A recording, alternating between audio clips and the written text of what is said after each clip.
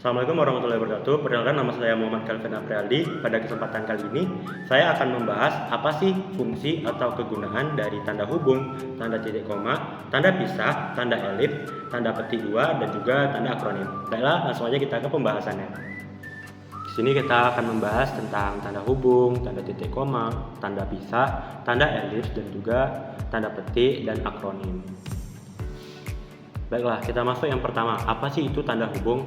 Nah, tanda hubung merupakan tanda yang dipakai untuk menyambung bulan, tanggal, dan tahun yang dinyatakan dengan angka, ataupun juga dapat digunakan untuk menyambung kata-kata yang dieja satu-satu dan menjadi sebuah kata majemuk. Nah, contohnya itu seperti anak-anak, ibu bapak. Terus untuk penulisan tanggal sendiri tadi, tanggal 21 bulan 10 2024. Nah, tanda hubung ini sendiri itu digunakan untuk menghubungkan dua kata atau lebih dan menjadikannya menjadi kata yang majemuk.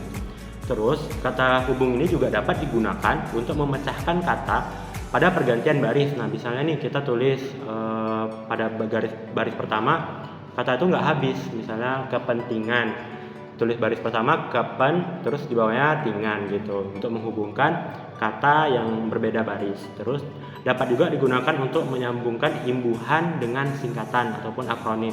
Nah, misalnya contohnya seperti informasi kamu sudah tertera di KTP. Nah, imbuhannya di, terus KTP merupakan singkatan.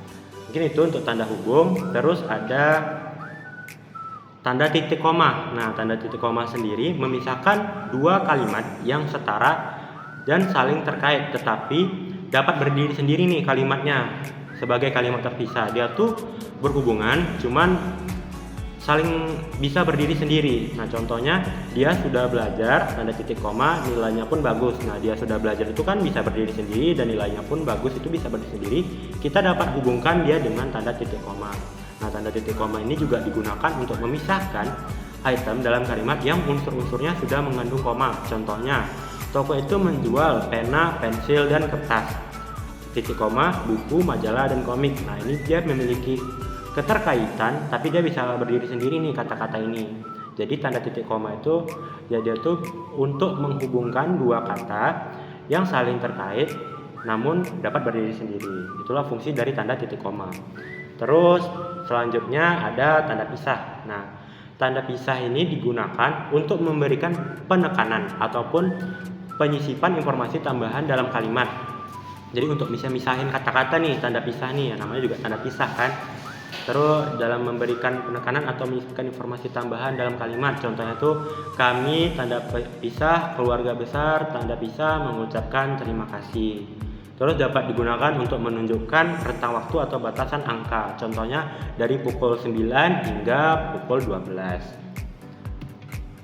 Oke, yang selanjutnya adalah tanda elips. Nah, tanda elips ini sering kita gunakan, kita jumpai nih dalam membaca-baca seperti narasi ataupun lain hal sebagainya. Nah, pengertian dari tanda elips ini sendiri adalah tanda baca yang digunakan untuk menunjukkan adanya penghilangan bagian dari sebuah kalimat, jeda dalam pembicaraan, ataupun untuk mengekspresikan sesuatu yang tidak diungkapkan secara lengkap. Nah, kalimatnya ini belum selesai nih, apa yang mau bilang suatu tokoh ini belum selesai, jadi digunakan tanda elips.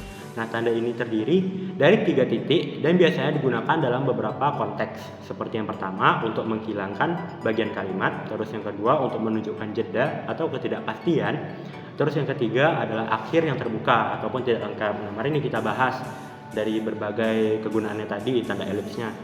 Nah, contoh yang pertama itu untuk menghilangkan bagian kalimat. Nah, kalimat tanda elips ini dapat digunakan untuk memotong bagian kalimat yang dianggap tidak perlu disampaikan sepenuhnya. Nah, contohnya kita dapat lihat di sini, dia bilang saya tidak yakin titik. Nah, tanda elips tadi kan, tapi mungkin besok kita bisa bertemu. Itu tadi contohnya dalam menghilangkan bagian kalimat. Terus ada menunjukkan jeda atau ketidakpastian. Tanda elips sendiri sering digunakan untuk menunjukkan jeda atau ketidakpastian dalam suatu kalimat. Nah, ini nih nggak pasti dia, jadi bisa kita gunakan tanda elips. Contohnya sepertinya titik itu elips, saya harus pergi sekarang. Nah, sepertinya tadi itu kan nggak pasti, jadi bisa kita gunakan tanda elips. Terus ada akhir yang terbuka atau tidak lengkap. Contohnya Seperti aku merasa titik-titik entahlah, sulit dijelaskan. Itu tadi dia tuh nggak pasti nih untuk memberikan bahwa suatu pernyataan itu belum selesai pemikirannya, masih ada suatu hal yang belum selesai. Terkait hal itu bisa kita gunakan tanda elips.